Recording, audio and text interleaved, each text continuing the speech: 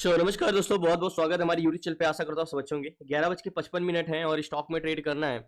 आज का मार्केट कुछ ऐसा बिहेव है कि मार्केट गैप अप तो खुला है, लेकिन उसके बाद उसमें स्ट्रेंथ नहीं है। बहुत सारे, चाहे आप निफ्टी 50 के देख लो या तो सेंसेक्स को देख लो, सब ऐसे ही मतलब गैप अप तो खुले हैं। या तो आप बैंक निफ्टी को भी देख सकते हो कि गैप अप तो खुले हैं, लेकिन उसके बाद उसकी स्ट्रेंथ खत्म हो गई। मीन्स कंसोलिडेशन कर रहा है। इतना ज़्यादा गैप अप खुलने के बाद ऊपर जाने के बाद फिर नीचे कंसोलिडेशन कर रहा है। ज़ाहिर-सी बात है, काफ़ी लोग ट्रैप हुए होंगे। तो हमें इस चीज़ को ध्यान में रखते हुए ट्रेड करना है कि कौन सा सेक्टर चल रहा है या कौन सा सेक्टर नहीं चल रहा है, कि इसमें फ्लैट हुआ है और कंटिन्यू बाइंग आई है। तो लास्ट तक बने रहिए प्लीज़। आपसे रिक्वेस्ट है, नए चैनल को सब्सक्राइब कर लीजिएगा। मेरा वादा है लास्ट तक बने रहेंगे तो कुछ ना कुछ जरूर सीख के जाएंगे। तो फाइनली स्टॉक में ट्रेड करने के लिए फिर से मैं वही चीज़ें बात करूंगा आपसे कि डाटा रीड करना, और हमें देखना है कि जो सबसे ज़्यादा स्ट्रेंथ या जो सबसे ज़्यादा सपोर्ट मजबूत हो। देखो, किसी भी स्टॉक में ट्रेड करने के लिए दो चीज़ें बहुत इंपॉर्टेंट जानना जरूरी होता है कि उसमें सपोर्ट मजबूत है कि रेजिस्टेंस मजबूत है। हम मान के चलो, हमने किसी स्टॉक में देख लिया कि इसका सपोर्ट बहुत मजबूत है। फिर उसके बाद जानना ये ज़रूरी होता है कि इसमें स्ट्रेंथ कितनी है ऊपर जाने के लिए। 3 गुना है, 3x है या 4x है, कितनी स्ट्रेंथ है। तो हमें स्ट्रेंथ के साथ-साथ सपोर्ट भी चाहिए। मीन्स अगर स्ट्रेंथ बहुत है बट उसमें सपोर्ट नहीं, बहुत ज़्यादा रेजिस्टेंस मजबूत है, तो वो क्या करेगा, वो स्टॉक जाएगा और सीधा रेजिस्टेंस पे जाके कंसोलिडेशन करेगा। तो हमें ट्रेड करने के लिए सबसे इंपॉर्टेंट चीज़ है स्टॉक सिलेक्शन करना। सबसे बड़ा क्वेश्चन मार्क आपका यही होता है कि स्टॉक सिलेक्शन करें इंट्राडे में कैसे, कौन से स्टॉक पिक करना है। हमारे पास इतने सारे स्टॉक हैं।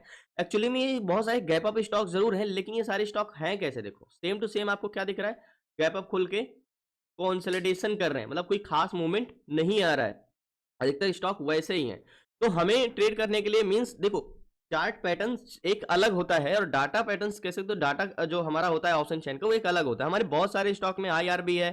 क्या हमें इसमें स्ट्रेंथ है 27 12 24, लेकिन अच्छा अब ये स्टॉक की हम बात करें, जैसे आईआरबी है ये बहुत छोटा प्रीमियम है एक्चुअली में, लेकिन ये स्टॉक में ना स्ट्रेंथ तो इतनी है, डबल है, यानी 2x के भी ऊपर है। लेकिन इसमें क्या है, स्ट्रेंथ मैंने क्या बोला, स्ट्रेंथ तो बहुत है, मतलब स्ट्रेंथ तो बहुत है ऊपर जाने के लिए, लेकिन इसका सपोर्ट मजबूत नहीं, इसका रेजिस्टेंस मजबूत है। तो ये क्या करेगा, ये बुलिश जाएगा लेकिन कंसोलिडेशन करेगा। तो मतलब ये स्टॉक या तो ऊपर जाएगा या तो कंसोलिडेशन करेगा, बेरिश नहीं है। तो हम इसका चार्ट नहीं देखे, बट थ्योरिकली एक पूरा पैराग्राफ में बता सकते हैं कि स्टॉक का क्या बिहेवियर होने वाला। देखो एग्जैक्टली ये स्टॉक जाएगा ऊपर ही, ले या तो कंसोलिडेशन करेगा ऐसे, क्योंकि इसमें स्ट्रेंथ तो बहुत है लेकिन रेजिस्टेंस मजबूत है। इस रीजन से ही अगर यहीं पे सपोर्ट मजबूत होता तो ये ऐसे चलता, ऐसे चलता। तो हमें ये दोनों चीजें चाहिए किसी भी स्टॉक में ट्रेड करने के लिए। कल्याण ज्वेलर्स है 11,000 4,000 7,000 13,000, इसमें भी सेम है, स्ट्रेंथ तो बहुत अच्छी है, लेकिन इसके भी रेजिस्टेंस मजबूत है। तो मार्केट या तो कंसोलिडेशन करेगा या तो ऊपर जाएगा, एग्जैक्टली ऐसे यहाँ पे।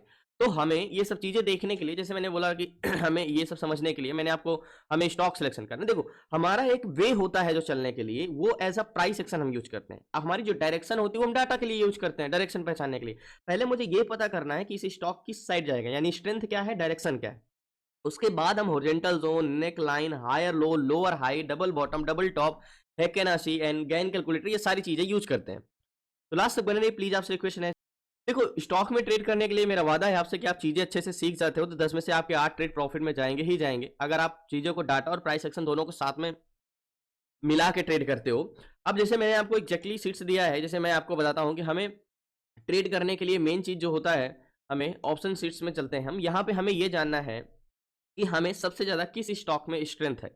तो जैसे मैंने आपको ये सीट्स दिया है, तो वहाँ पे हमें अभी जैसे वॉल्यूम स्वीपर ये हमारा स्ट्रेंथ बताता है और ये हमारा सपोर्ट मजबूत है कि रजिस्टर मजबूत है। अब हमें सबसे ज़्यादा स्ट्रेंथ किसमें है, अगर एक बार हम यहाँ पे क्लिक करेंगे तो सबसे ज़्यादा स्ट्रेंथ 5.3 एस्ट्रल में है, लेकिन इसका सपोर्ट बिल्कुल भी मजबूत नहीं है। फिर हमारा वॉल्यूम सीपीआर 2.32 हिंद पेट्रो में है, और 59 का पीसीआर। हम पीसीआर देखेंगे किसमें सबसे ज़्यादा है, तो बजाज फाइनेंस में है, लेकिन इसमें स्ट्रेंथ नहीं है। किसी में सपोर्ट मजबूत है तो स्ट्रेंथ नहीं, और स्ट्रेंथ है तो सपोर्ट मजबूत नहीं। आज कुछ बिहेवियर ऐसा ही है। अगर हम बात करें तो मणिपुरम में 2.44 की स्ट्रेंथ है वॉल्यूम सीपीआर, और सबसे ज़्यादा अगर यहाँ पे सीपीआर, मतलब अगर यहाँ की स्टॉक में देखोगे एग्जैक्टली ऐसे स्टॉक में, तो सबसे ज़्यादा सीपीआर किसमें 1.15 1.37 1.66, तो सबसे ज़्यादा स्ट्रेंथ किसमें 2.44। एंड वॉल्यूम पीसीआर है, जो सॉरी ऑप्शन पीसीआर यानी सपोर्ट जो है, तो सपोर्ट तो यहाँ पे ऊपर सबसे ज़्यादा ये मजबूत है, लेकिन इसमें स्ट्रेंथ नहीं। तो इसमें सपोर्ट भी ठीक ठाक है और स्ट्रेंथ भी है। तो हमें चेंज इन ओआई देखना होगा। तो लास्ट तक बनिए प्लीज, आपसे रिक्वेस्ट है। तो फाइनली जैसे हमने ये देखा कि ठीक है, ये स्टॉक में हमें यहाँ पे मणिपुरम में अच्छा खासा मिल रहा है, तो हमें इसका चेंज इन ओआई हमें देखना होगा। मैनु मैनुपुरम, ओके एग्जैक्टली ये।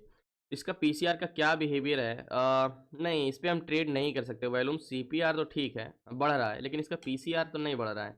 तो मार्केट में कंसोलिडेशन करेगा ये मैनुपुरम। तो एक बार हम इसको हम यहाँ पे जस्ट 1 मिनट। मैनुपुरम ये इसका मतलब क्या है, सपोर्ट बढ़ा तो है, मतलब सपोर्ट मजबूत तो है, लेकिन पुट सेलर ऐड नहीं हो रहे हैं। तो और वॉल्यूम बढ़ता जा रहा है, तो ऐसे सिचुएशन में क्या होगा एग्जैक्टली ये कंसोलिडेशन कर रहा है यहाँ पे। तो मतलब इसमें वॉल्यूम बढ़ रहा है लेकिन रेजिस्टेंस भी मजबूत हो रहा है, तो इस रीजन से हम इस पर ट्रेड नहीं कर सकते। बाकी ये ब्रेक करेगा तो एक अच्छा मोमेंट आएगा, तो इसको हम फिर अवॉइड करते हैं। लास्ट तक बन रही है।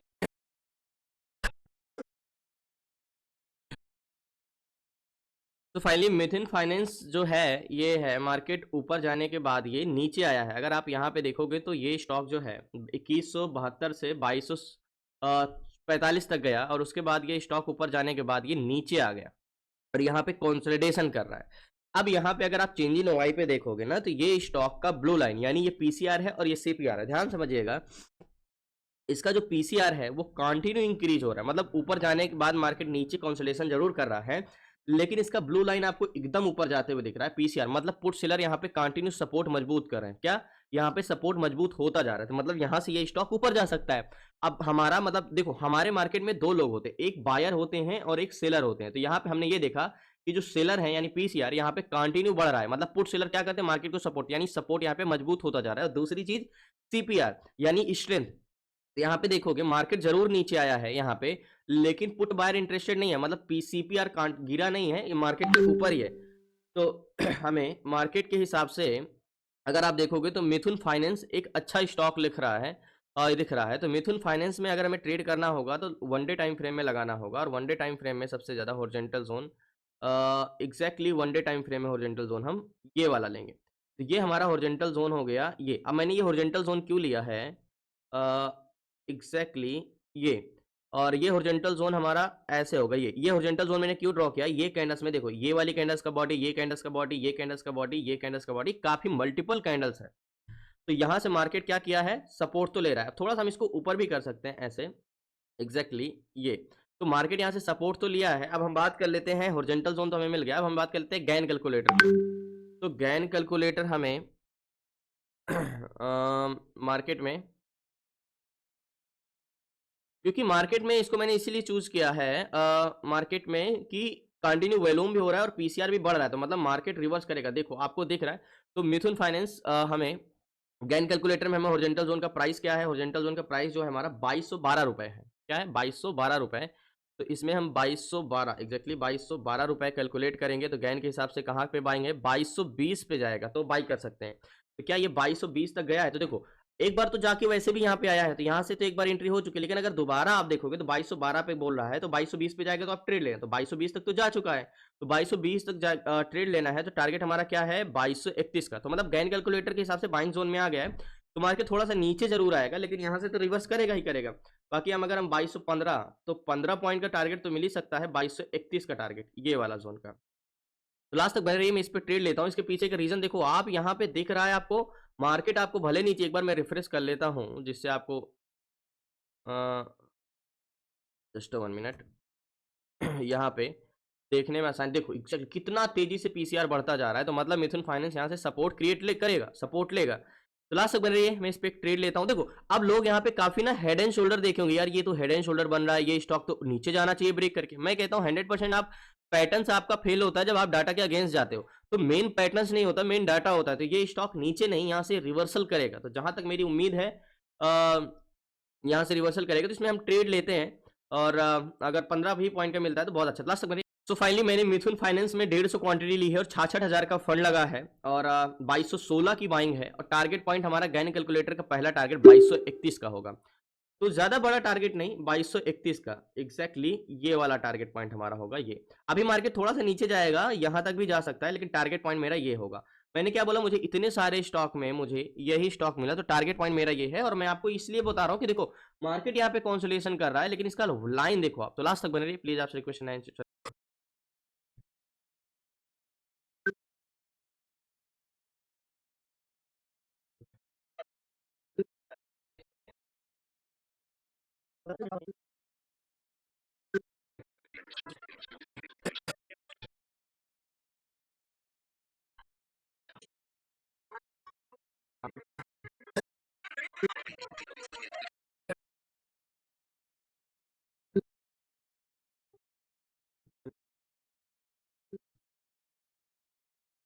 तो आपको दिख रहा होगा कि ऐसा लग रहा होगा काफ़ी मशक्कत करना पड़ रहा है इसको जाने में। एक होता है कि मार्केट एक्चुअल में बाहर जाना बहुत स्पीड पे जाना चाहता है बट उसको जाने नहीं दिया रहा है। बट ऐसा इसमें कुछ नहीं है, ऐसा नहीं है कि इसके प्रतिरोधक बहुत ज़्यादा है। अगर आप यहाँ पे देखोगे तो अभी भी और भी ज़्यादा इंक्रीज़ आप देख रहे हो कितना गैप हो गया है। तो मतलब मार्केट इतना तो तय है कि मिथुन फाइनेंस नीचे नहीं जाएगा, या तो कंसोलिडेशन कर सकता है बस यहाँ पे। वो ऐसा नहीं कि इसको तोड़ के नीचे चला जाएगा, यहाँ तक चला जाएगा, ऐसा नहीं है।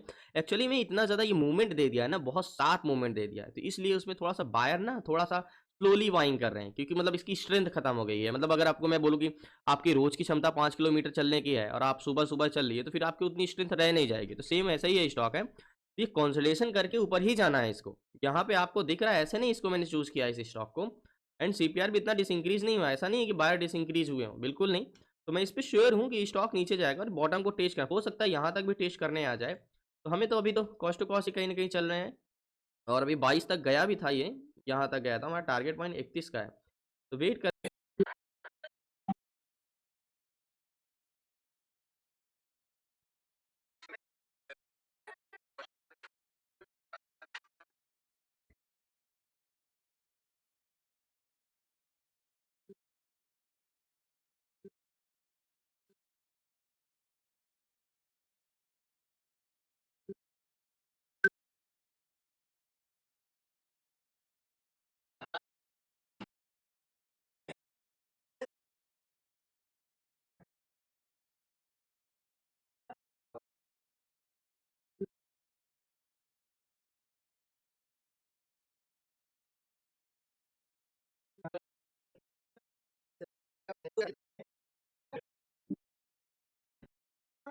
तो फाइनली जो ट्रेड लिया है अभी कॉस्ट टू कॉस्ट वही प्राइस पे कंसोलिडेशन कर रहा है। बट अगर हम यहाँ पे देखें एक बार फिर से मिथुन फाइनेंस को और एक बार रिफ्रेश कर लेते हैं यहाँ को, इसको कॉपी करना है एंड इसको एक बार फिर से रिफ्रेश करना है और इसको फिर से पेस्ट करते हैं और मिथुन फाइनेंस को देखते हैं कि क्या हाल है अभी।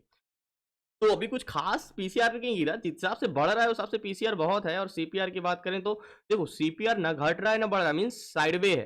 तो मिथुन फाइनेंस को इतना तो मुझे पता है, देखो जब तक आपको डर क्यों लगता है कि आपको लगता है कहीं ये नीचे ना गिर जाए हमारे ट्रेड लेने के बाद या ऊपर ना चला जाए, लेकिन मुझे ये पता है इसमें ज्यादा से ज्यादा या तो ये कंसोलिडेशन करेगा इसी प्राइस पे या तो ये ऊपर जाएगा। और जहां तक है 90% कि ये ऊपर ही जाएगा यहाँ से। तो अभी तो बहुत समय है, अभी तो 1:15 हैं, तो 3:15 तक हम रुक सकते हैं, तो कह सकते हैं अभी 2 घंटे का समय है। और जब ये जाएगा तो एक बड़ी कैंडल्स भी बना के ऊपर जाएगा। तो वेट करते हैं, मुझे पूरी उम्मीद है, अपने ऊपर भरोसा है, अपने एनालिसिस पे कि जल्द।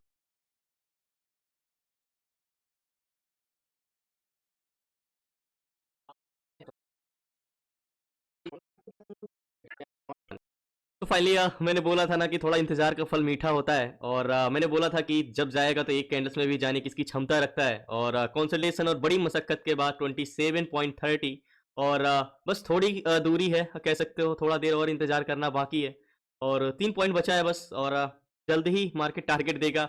एग्जैक्टली अपने आप पे भरोसा होना चाहिए किसी भी ट्रेड लेते समय। जब तक आपको अपने एनालिसिस और अपनी स्ट्रेटजी पे खुद पे भरोसा नहीं है तो आप दूसरे को क्या समझा सकते हो। तो वेट करते थोड़ी।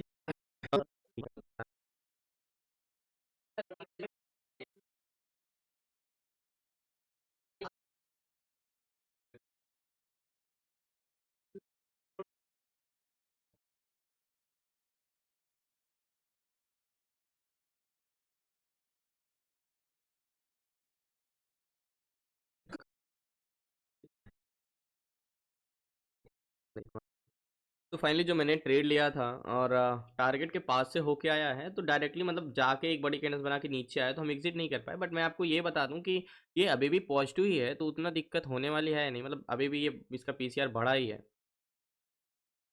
और जहाँ तक है ये जाएगा ही ऊपर। एंड मिथुन फाइनेंस को अगर हम देखें तो कंटिन्यू मार्केट के ऊपर, एंड सीपीआर तो घट ही नहीं रहा था, आपको दिख रहा था। तो ये अभी और ऊपर जाएगा, दोबारा टारगेट देगा तो पोजीशन स्क्वायर ऑफ करेंगे।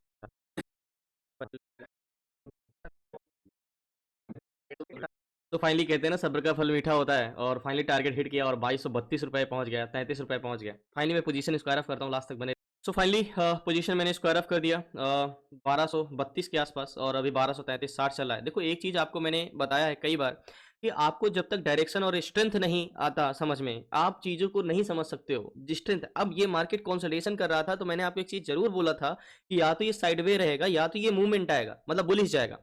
और काफ़ी इंतजार के बाद मैं आपको ये विश्वास दिलाता रहा कि ये मुझे कॉन्फिडेंस है इसके डाटा पे। अगर मैं आपको यहाँ पे सीपीआर और पीसीआर की बात कर रहा हूँ, तो ये मार्केट क्रॉस करके अगर आप यहाँ पे देखोगे तो रेड लाइन फ्लैट का है, मतलब कंसोलिडेशन कर रहा है, बट इसका ब्लू ग्रीन लाइन देखो। सेलर का जो इंटेंशन होता है वो लॉन्ग टर्म होता है, स्ट्रांग भी होता है, और सेलर बोल रहे हैं कि आप भले मत देखो, लेकिन हमारा पॉजिटिव इंटेंशन है, और सेलर कंटिन्यू इंक्रीज हो रहे हैं, मतलब पीसीआर कंटिन्यू इंक्रीज हो रहा है, और मार्केट यहाँ पे कंसोलिडेशन कर रहा है। इसका मतलब एक इंडिकेशन है कि जल्द ही मार्केट रिवर्स करेगा। एंड सीपीआर की हम बात करें यहाँ पे, तो सीपीआर भी घट नहीं रहा था, ना बढ़ रहा, फ्लैट हो रहा था। तो मतलब बायर भी इंटरेस्टेड नहीं थे मार्केट को नीचे ले जाने में। तो धन्यवाद आपका, शुक्रिया लास्ट तक बने रहने के लिए। इसी तरह सीखना है आपको stock intraday, stock SIP, ETF SIP, option selling and option buying, stock fundamental, IPO, A to Z सारी चीजें स्टॉक मार्केट से रिलेटेड, तो डिस्क्रिप्शन में नंबर है, आप उससे व्हाट्सएप करके जुड़ सकते हैं 6 मंथ की क्लासेस में। धन्यवाद आपका, शुक्रिया। कल मिलते हैं न्यू ट्रेड न्यू स्टेट से।